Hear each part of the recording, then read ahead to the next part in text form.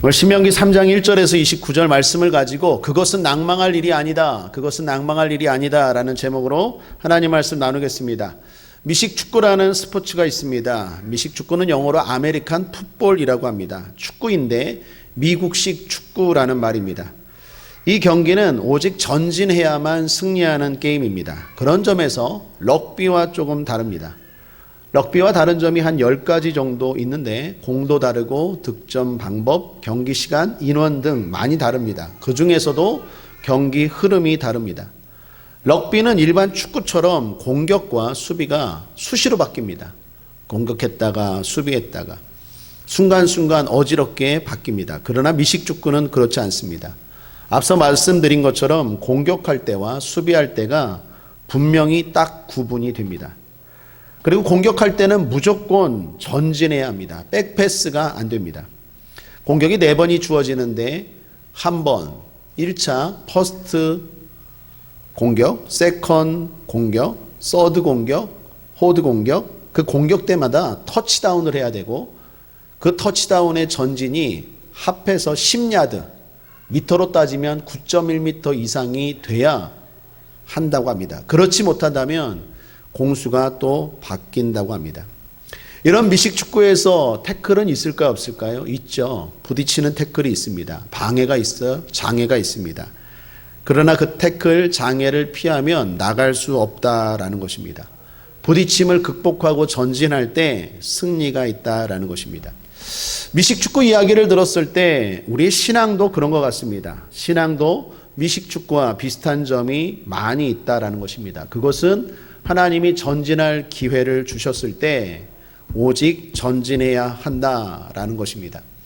히브리서 10장 38절에 이런 말씀이 있죠. 오직 나의 의인은 믿음으로 말미암아 살리라. 또한 뒤로 물러가면 내 마음이 저를 기뻐하지 아니하리라 하셨느니라. 전진할 때 후퇴하고 전진할 때 주저앉으면 하나님 기뻐하지 않는다라는 것입니다. 그러므로 사랑하는 여러분, 먼저 축복합니다. 순종함으로 전진하여 하나님 앞에 영광 돌리고 하나님이 기뻐하는 저와 여러분의 삶 되기를 바랍니다. 오늘 본문에 이스라엘에게 공격의 기회가 주어졌습니다. 모처럼 전진할 수 있는 기회가 주어졌습니다.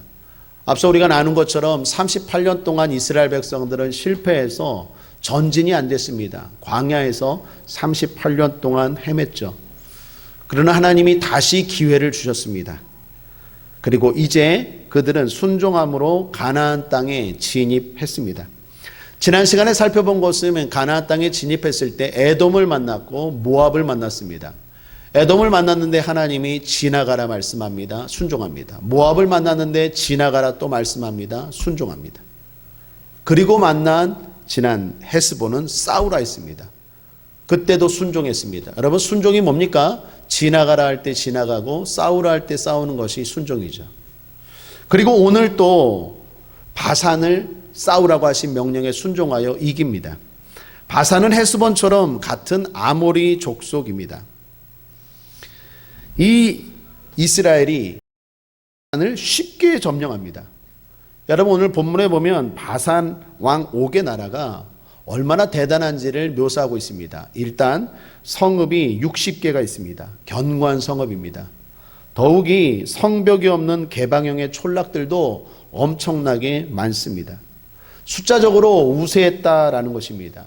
거기에다가 성벽은 견고했습니다. 높이가 9m였고 성문은 이중문으로 되어 있으며 두께가 45cm나 되는 돌로 된 문이었습니다. 그리고 사람들 자체가 일단 대단히 컸습니다. 다윗과 골리앗 이야기 때 골리앗처럼 보통 사람들보다도 훨씬 더 큰 사람들이었습니다. 거인들이었습니다. 11절을 보십시오. 르바임 족속의 남은 자는 바산왕 옥분이었으며 그의 침상은 철 침상이라. 지금 오히려 암몬 족속의 라빠에 있지 아니하나 그것을 사람의 보통 규빗으로 재면 그 장이 9규빗이요 광이 4규빗이니라. 바산왕 옥의 침대가 장이 9규빗이랍니다. 길이가 4m라는 얘기입니다. 광이 4규빗이라고 말합니다. 넓이가 1.8m나 되었다라는 것입니다. 여러분 생각해 보십시오. 우리나라 아무리 큰 사람도 2m 조금 넘죠. 그런데 이때 당시 바산 사람들이 거의 4m 가까이 되었다라는 거예요. 거인이죠. 자, 성경이 지금 뭘 말합니까? 이스라엘이 싸워서 객관적으로 승리할 수 없는 상황이었다라는 것입니다. 전술도 없습니다. 전략도 없습니다. 변변한 무기도 없습니다. 그런데 이스라엘이 승리합니다. 이유는 뭡니까? 순종. 딱 하나, 순종함으로 승리합니다. 그러므로 순종하여 승리하는, 전진하는 인생 되시기를 주님의 이름으로 축복합니다. 자, 그렇게 승리하고 전진할 때 잊지 말아야 되는 게 있습니다. 사탄은 항상 낭만케 합니다. 낙심케 합니다. 그래서 모처럼 잡은 우리의 전진의 기회, 모처럼 잡은 우리의 승리를 빼앗아 가려고 합니다. 자, 그게 뭔지 오늘 본문을 통해서 세 가지 나누고자 합니다. 이스라엘이 지금까지 네 나라를 거쳐왔습니다. 에돔, 모압, 그리고 헤스본과 바산입니다. 에돔과 모압은 그냥 지나쳤습니다. 하나님이 싸우지 말고 지나가라 했습니다.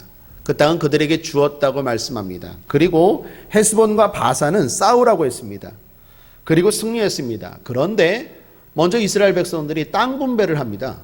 12, 13절을 볼까요? 그때 우리가 이 땅을 얻음에 아르논 골짜기 곁에 아로엘에서부터 길앗 산지 절반과 그 성읍들을 내가 루벤 자손과 갓 자손에게 주었고 길앗의 남은 땅과 옥의 나라이었던 아르곱 곧 온 지방 곧 온 바산으로는 내가 므낫세 반지파에게 주었노라. 그렇습니다. 루벤, 갓 그리고 므낫세 반지파에게 헤스본과 바산을 나누어 준 것입니다. 1차 땅 분배가 먼저 이루어진 것입니다. 여기 잘 보시면 여러 가지 불평의 소지가 생길 수 있습니다. 여러분 왜 그렇습니까? 나머지 지파들은 아직 땅을 분배받지 못했기 때문입니다. 그리고 그 땅도 아직 싸워서 얻어야 할 땅이기 때문입니다. 그래서 이런 불평이 생길 수 있겠죠. 먼저 첫째는 나중에 함께 나누자. 왜 지금 일부를 이 지파들에게 주느냐, 이의를 제기할 수 있습니다. 또한 두 번째는 나눌 거면 공평하게 조금씩 함께 나누어 갖자 할 수 있습니다. 그것이 공평한 거 아니겠습니까? 또한 세 번째는 그냥 불평하는 겁니다. 사실 이들에게 나누어 준 땅은 목초지였습니다. 대부분의 팔레스타인 지역이 척박합니다. 그러므로 이 땅은 탐나는 땅입니다. 그래서 불평할 수 있어요. 그런데 성경을 잘 보시면 다른 9지파 반이 불평하는 모습이 안 나와요. 왜 그렇습니까? 나머지 지파들도 하나님이 분명히 좋은 땅을 주실 거라는 믿음이 있기 때문이에요. 사실 루벤 지파와 갓 지파와 므낫세 반 지파는 가축이 많았습니다. 그래서 이 목초지가 필요했어요. 나머지 9지파들도 생각했죠. 하나님이 주실 거야. 그리고 우리에게 맞는 걸 주실 거야. 물론 먼저 땅 분배를 받은 이 지파들도 다른 지파들과 함께 싸움에는 동참했습니다. 사랑하는 여러분, 여기 잘 보시면 믿음으로 전진할 때, 순종하고 전진할 때 첫 번째로 조심할 사항이 있습니다. 아직 없음에 대해 불평하지 않는 것입니다. 아직 없는 것이지 아예 없는 게 아니에요. 하나님이 누구에게는 먼저 주시고 누구에게는 나중에 주시고 누구에게는 지금 주시고 누구에게는 내일 주시고 누구에게는 오늘 이 땅에서 주시고 누구에게는 저 하늘에서 주세요. 그러므로 우리에게 필요한 건 순종함으로 계속해서 충성하는 겁니다. 많은 사람들이 모처럼 순종하고 모처럼 하나님의 축복을 조금 맛보다가 시험에 들고 낭망합니다. 왜 나는 안 줍니까? 이거 불공평한 거 아닙니까? 똑같이 나눠가지든지 아니면 나중에 함께 땅 분배해야지. 왜 저들에게만 줍니까? 우리는 뭡니까? 불평하지 않아요. 하나님을 신뢰합니다. 하나님이 우리에게도 주실 거야. 좋은 것으로 주실 거야. 나에게 맞는 것으로 주실 거야. 더 좋은 걸 주실 거야. 그러한 믿음을 가지고 계속 전진하는 모습이 있더라라는 것입니다. 그러므로 사랑하는 여러분, 아직 없음에 대해서 낭망하지 않기를 주님의 이름으로 축원합니다. 두 번째는 모세에 대한 이야기가 나옵니다. 모세가 가나안 땅에 못 들어간다라는 하나님의 말씀을 받습니다. 모세는 가나안 땅에 들어가고 싶었을까요? 없었을까요? 들어가고 싶었습니다. 그래서 간절히 기도도 했습니다. 그런데 하나님이 안 된다고 하시죠. 25, 26절을 보시면 구하옵나니 나로 건너가게 하사 요단 저편에 있는 아름다운 땅 아름다운 산과 레바논을 보게 하옵소서 하되 여호와께서 너희의 연고로 내게 진노하사 내 말을 듣지 아니하시고 내게 이르시기를 그만해도 족하니 이 일로 다시 내게 말하지 말라. 그냥 안 된다가 아니라 아주 냉정하게 다시는 말하지 말라라고 거절하십니다. 여러분, 우리 같으면 어떨까요? 되게 섭섭할 것 같아요. 모세가 그 땅에 들어가서 뭐 50년, 100년 산다고 한 것도 아니고 잠깐 보게 해달라고, 잠깐 누리게 해달라고 했는데 하나님이 거절도 아주 매몰차게 하십니다. 그런데 여기 잘 보시면 모세가 이 일로 원망하지 않아요. 불평하지 않습니다. 그리고 다시 하나님께 기도하지 않습니다. 매달리지 않아요. 모세는 이 일을 통해서 하나님과의 관계가 깨졌다고 생각하지 않습니다. 하나님이 나를 싫어하시나 봐. 내 기도를 안 들으시는 거 보니까 하나님이 나를 버리셨나 봐 라고 생각하지 않아요. 오히려 더 놀라운 것은 반대입니다. 제가 이 부분에 대해서 여러 학자들의 자료들을 좀 찾아봤는데 하나같이 학자들의 의견이 이렇게 해석하더라고요. 모세는 이 일을 하나님과의 친밀함으로 생각했다는 거예요. 실제로 그랬다는 거예요. 하나님이 친밀하니까 이렇게 대할 수 있다는 거예요. 여러분, 우리도 그렇지 않습니까? 가까운 사람에게는 직선적으로 이야기하죠. 처음 보는 사람들에게는 돌려 얘기하지만 가까운 사람들에게는 그냥 단도직입적으로 얘기하잖아요. 왜? 믿으니까. 왜? 서로 그 마음과 그 사람의 형편과 처지를 잘 아니까. 모세는 그렇게 생각한 거예요. 하나님이 나보다 나를 더 잘하시고 내가 가나안 땅 들어가지 않는 것이 나에게 좋은 것으로 모세는 생각하고 하나님을 신뢰합니다. 여러분, 우리는 때로 거절을 하나님의 버림으로 또는 관계가 깨짐으로 또는 순종이 멈춤으로 생각할 때가 많아요. 그러나 거절도 응답입니다. 매몰찬 거절은 더 큰 사랑의 응답입니다. 그건 낭망할 일이 아니에요. 그건 하나님이 우리에게 주신 확실한 더 좋은 응답입니다. 그러한 믿음으로 살아가는 저와 여러분 되길 바랍니다. 오해하지 맙시다. 마지막 세 번째는 리더가 바뀝니다. 여기서부터 하나님이 모세로부터 여호수아에게 자리를 물려주라고 합니다. 백성들 입장에서 생각해 보십시오. 어떨까요? 불안하죠.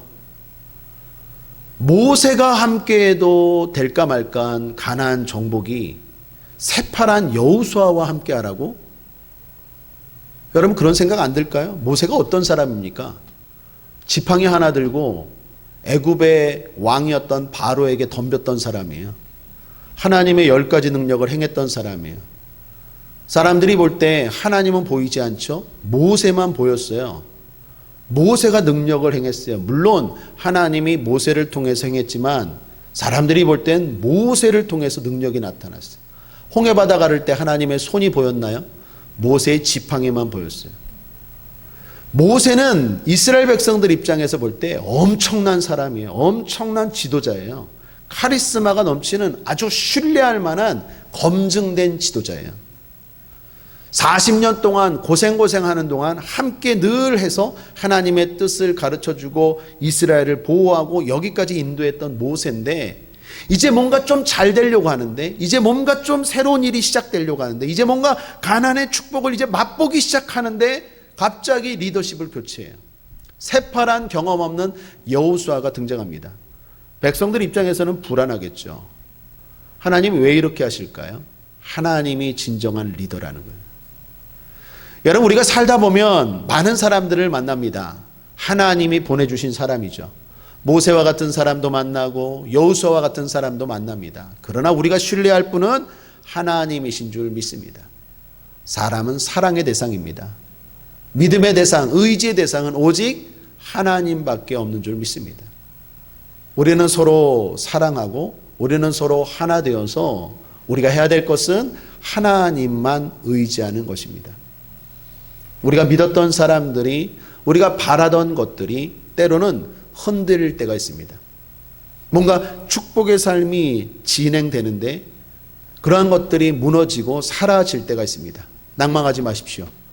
하나님은 여전히 우리와 함께하고 계신 줄 믿습니다. 모세가 대단한 게 아니라, 여호수아가 대단한 게 아니라 하나님이 세우셨기 때문에 대단한 거예요. 그렇다면 그 사람이 그 무엇이 부족해 보일지라도 하나님은 그 사람을 통해서, 그 일을 통해서 또 놀라운 일들을 여전히 우리 삶 가운데 이루어 주실 줄 믿습니다. 하나님이 여전히 함께 하심을 믿고 이스라엘 백성들은 계속 전진해야 했다라는 것입니다. 그것은 낭망할 일이 아닙니다. 그러므로 사랑하는 여러분, 모처럼 순종하여 승리의 전진을 맛보는 여러분의 삶 가운데 사탄을 통하여 시험에 들고 낭망하지 않기를 주님의 이름으로 축복합니다. 마귀는 분명히 공격할 거예요. 마귀는 분명히 우리를 흔들 거예요. 마귀는 분명히 우리로 하여금 낭망케 할 거예요. 이런저런 것들로 섭섭하게 하고 낙심하게 하고 넘어지게 할 거예요. 승리합시다. 말씀을 정리합니다. 그것은 낭망할 일이 아니다 라는 제목으로 신명기 3장 말씀 나누었습니다.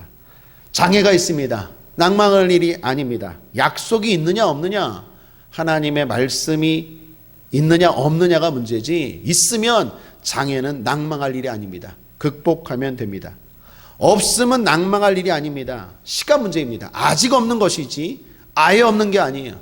순종하고 계속 충성하면 하나님은 언젠가 나에게 가장 좋은 때에 더 좋은 것으로 주실 줄 믿습니다. 거절은 낭망할 일이 아닙니다. 그것은 하나님의 또 다른 선한 응답입니다. 냉정한 거절은 더 친밀한 응답입니다. 날 사랑하는 하나님의 마음입니다. 낭망하지 맙시다. 무엇보다 의지할 사람이 사라지는 것 낭망할 일이 아닙니다. 그럴수록 하나님 바라보라는 사인입니다. 하나님만이 의지할 분임을 기억하고 낭망하지 맙시다. 낙심하지 맙시다. 기도하겠습니다. 하나님 아버지 감사합니다. 다시 하나님 말씀 나누었습니다. 이 말씀이 더 좋은 말씀으로 많은 성도들에게 위로가 되고 소망이 될 수 있도록 은혜 베풀어 주옵소서. 합력하여 선이 되게 하여 주시옵소서. 감사드리며 예수님의 이름으로 축복하고 기도했습니다. 아멘.